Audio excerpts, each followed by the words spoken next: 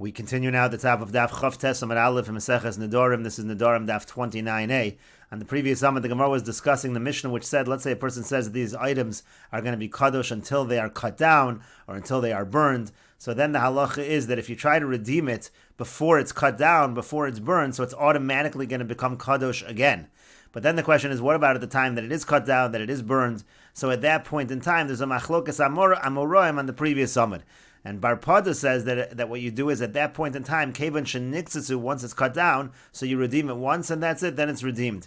And Ula disagrees, and Ula says actually automatically at the moment it's cut down, it is automatically redeemed, and it's automatically not kadosh. It does not need to be redeemed. The person does not need to redeem the item from hektish.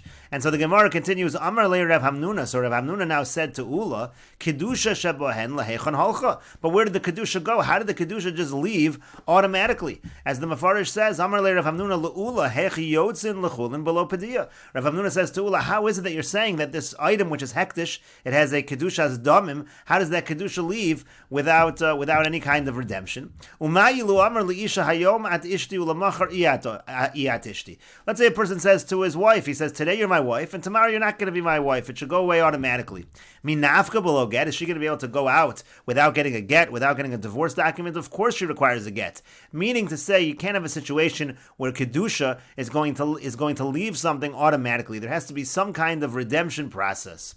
And the Gemara continues, Amar le Rava. So Rava said to Rav Hamnuna, what kind of comparison is this? Mikam edamis kedushas damim lekedushas haguf. How can you compare kedushas damim to kedushas haguf? Kedushas damim is when you're donating the value of something to the Beis HaMikdash. So Rav is saying in that situation, it's possible that kedusha does in fact leave on its own. Kedushas haguf would be, for example, let's say a person makes an animal a korban, so it's going to be brought on the Mizbeach in the Beis HaMikdash. So kedushas haguf would be similar to a situation of a person's wife. That does not leave on its own. What kind of proof is Rav Hamnuna bringing from the case of a husband and wife? As Rava says, Kedushas Damim, Paka Bechdi, Kedushas Damim can leave automatically with no redemption. Kedushas Haguf, Lo Paka Bechdi. But when it comes to Kedushas Haguf, that cannot leave on its own, that requires redemption. But the Gemara continues, Amar Le Abaya, but Abaya says to Rava, Kedushas Haguf, Lo Paka Bechdi. Are you arguing that Kedushas Haguf can't leave automatically? We actually have a brisa that says, even Kedushas Haguf can leave automatically.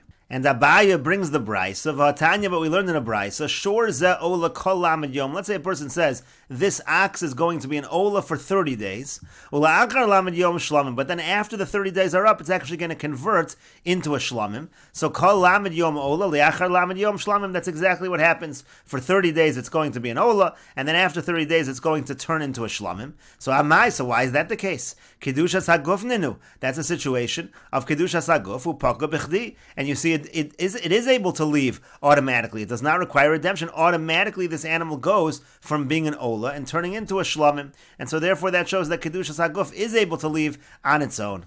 But the Gemara answers the brayso, hacha b'mayaskina. No, here what are we talking about? Do amar lidmei. You have the case wrong. The case over here is not actually where it's an actual carbanola, it's an actual shlamim. It's lidmei. It's the value of this shore is going to be a carbanola, or the value of this shore is going to be a carbon shlamim. So in those situations, yes, as we said, that can be paka b'chdi. It's possible. That's what we're talking about. It's possible. We're not talking about kedushas haguf. But the Gemara continues. If so, let's look at the end of that very same brisa. It says la'achar lamed yom ola. Let's say it's the reverse. Let's say the person says after 30 days it should be an ola. Ume'achshav shlamim, and from right now it's a shlamim. So it starts as a shlamim and then becomes an ola. It's the exact same case as before, just in the reverse. And it says the same halacha. It's going to be an ola after 30 days, and right now it'll be a shlamim.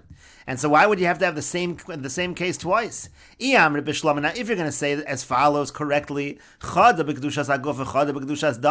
maybe one line of the brisa is talking about kedushas haguf, and then the brisa essentially repeats the same thing to say it's true by kedushas damim, meaning the brisa is stressing that both of them, the same halach is true. Whether it's kedushas haguf, whether it's kedushas damim, it is paka bechdi. If you learn the brisa that way, it makes sense that the brisa would repeat, and according to that, again, the brisa would be evidence that even by kedushas haguf, it is able to be paka bechdi, and we'll continue with this discussion in the next video on Daf Chavtes Amud Beis.